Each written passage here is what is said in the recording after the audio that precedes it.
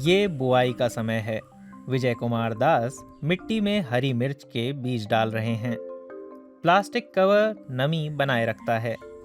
वो 6 साल खेत मजदूर के तौर पर काम कर चुके हैं। वो पूर्वोत्तर राज्य असम के ग्रामीण इलाके से हैं, लेकिन देश के दक्षिणी राज्य केरल के तिरुवनंतपुरम शहर में उन्होंने खेती सीखी थी। कैसे है कि अभी पहले तो ऐसे मैं कृषि में इतना कर रहा था, मेरे को कुछ भी मालूम नहीं था। ऐसा पापा का साथ हेल्प करता था कभी कभी, ऐसा कुछ है। लेकिन अभी इधर ऐसा है कि मैं कृषि के बारे में मेरे को अच्छे तरफ से मालूम है, प्लस पूरा टेक्नोलॉजी मेरे को मालूम हो गया। अभी ऐसा है कि नहीं, मैं किधर भी जाऊँ तो मेरे को इतना टेंशन नहीं है। आदमी मेरे को बोलना नहीं चाहिए वो कैसा करना है, मेरे को खुद मालूम है और मेरे साथ 10 बंदा को मैं काम कर सकता हूँ। विजयदास ग्रीन एग्रोवेंचर्स के लिए काम करते हैं। तिरुवनंतपुरम के बाहरी हिस्से में स्थापित ये एक छोटी सी कंपनी है। कंपनी बेकार पड़ी शहरी ज़मीन पर लोगों को खेती करना सिखाती है। इसके लिए वो उन्हें खेती से जुड़ी तकनीकी बारीकियां मुहैया कराती है। मिट्टी के लिए मुफीद सब्जियां उगाई जाती हैं और सिर्फ प्राकृतिक कीटनाशक डाले जाते हैं। कंपनी के संस्थापक एजाज सलीम ने अपनी इंजीनियरिंग पृष्ठभूमि को खेती के प्रति अपने लगाव से जोड़ दिया, ताकि शहरों में ज़्यादा से ज़्यादा लोग अपना खाना खुद उगा सकें। महामारी के दौरान स्थानीय उपज की मांग पहले से कहीं ज्यादा थी, क्योंकि संसाधन सीमित थे। इसके चलते उगाने के तरीकों में बड़ा भारी बदलाव आया है, और यही एक पहलू है जो मैं मानता हूं कि भविष्य में इस बिजनेस की नैया पार लगाएगा।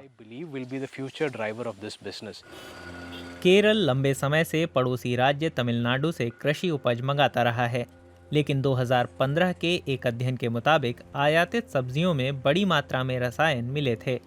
तब राज्य ने स्थानीय भोजन उगाने पर जोर देना शुरू किया। सरकारी डेटा दिखाता है कि सिर्फ 2 साल में ही केरल के 14 जिलों में कोई 20,000 रूफटॉप किसान हो गए हैं। तेजी से बढ़ते शहरों में लोगों की ज़रूरतों को पूरा करने के लिए शहरी कृषि को एक टिकाऊ समाधान के रूप में देखा जा रहा है, लेकिन केरल से बाहर इस परियोजना को बढ़ाना चुनौतीपूर्ण हो सकता है। खासकर दिल्ली, बेंगलुरु और चेन्नई जैसे प्रमुख शहरों में, जहां भूजल खतरनाक स्तर तक गिर चुका है।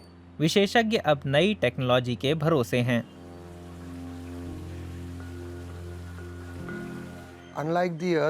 बर्तन या पाइस के सहारे पौधों को सींचने के पुराने पारंपरिक तरीके से उलट हमारे पास माइक्रो सिंचाई तरीके आ गए हैं, जैसे माइक्रो स्प्रिंकलर्स हैं, ड्रिप इरिगेशन है। सरकार उनकी भी मदद कर रही है। बहुत सी निजी कंपनियां हैं जो अच्छे मॉडल ला रही हैं, जिनके चलते एक बड़ी हद तक पानी की किल्लत की समस्या से निपटा जा सका है।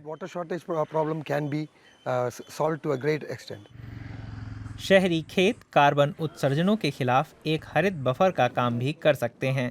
वे वायु प्रदूषण को फिल्टर करते हैं, लेकिन शहरों में बहुत से लोग अपना खाना अपने आप उगाने में समर्थ नहीं हैं। इन्हीं कुछ आधारों पर तिरुवनंतपुरम का एक गैर लाभकारी संगठन काम करता है और कम आय वाले परिवारों के ऑटिज्म से पीड़ित युवाओं को मदद देता है। ग्रीन एग्रो वेंचर्स ने 1 एकड़ बंजर सूखी जमीन को एक सब्जी के फार्म में बदल दिया है। प्रोग्राम में शामिल लोग खेती के अहम तरीके सीखते हैं और अपनी उपज को घर ले जा सकते हैं। अनुभव बताते हैं कि खेती एक तरह उपचार का भी काम करती है। वे वास्तव में बहुत से कौशल सीख रहे हैं, जैसे टीम बनाना, साथ मिलकर काम करना और कॉन्सेप्ट को समझना। ऐसे तमाम तरीकों को सीखने, संचार प्रक्रिया को समझने और कई अन्य बातों को जानने में खेती वाकई मददगार होती है। एजाज सलीम की सेवाओं का इस्तेमाल केरल के अधिकांश मध्यवर्गीय और उच्च मध्यवर्गीय परिवार करते हैं, लेकिन अब वो शहरी कामगारों को भी सब्जियां उगाने के लिए प्रोत्साहित करना चाहते हैं। उनकी कंपनी का वर्क फ्रॉम फार्म अभियान एक कोवर्किंग स्पेस बनाना चाहता है, जिसके तहत एक शांत ग्रामीण पर्यावरण के साथ साथ सदस्यों को खेती की गतिविधियों से जुड़ने का मौका भी मिलता है। हम लोग चाहते हैं कि लोग यहाँ सामान्य दिनचर्या की तरह आएं, ये समझें कि खेती कैसे की जाती है और एक जुड़ाव बनाएं, जिससे वो अपने जहन में भविष्य के एक खेत का सपना संजोने में समर्थ हो सकें। ज्यादा से ज्यादा लोग जैविक शहरी खेती का रुख कर रहे हैं। ग्रीन एग्रो वेंचर्स केरल के बढ़ते बाजार में दस्तक दे चुका है। खेत मजदूर विजयदास का भी एक सपना है कि एक रोज वो अपने गृह राज्य असम में अपना खुद का फार्म बनाएंगे।